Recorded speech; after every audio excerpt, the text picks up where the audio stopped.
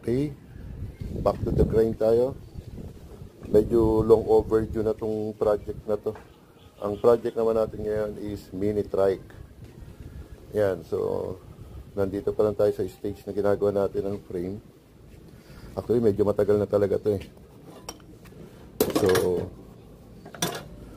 to give you lang insight ko ano mangyayari. So, ayan na yung magiging seat niya. Okay, so dito mapupunta yung engine.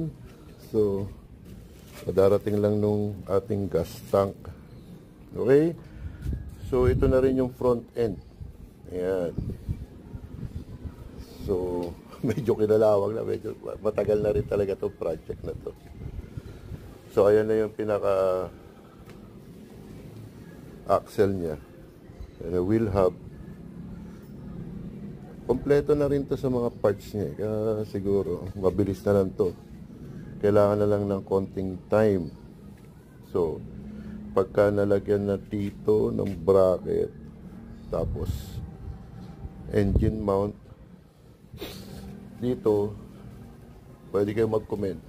Kung yung to single piston engine ikakabit natin, or meron pa tayo rito isang donor na engine.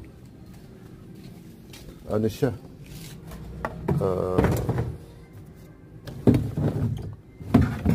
Honda Wave. Ayan. Hindi pa natin alam kung ma-under yan. Pero mas probably. Check natin muna ito. Ilagay. Para at least maganda-ganda yung engine niya.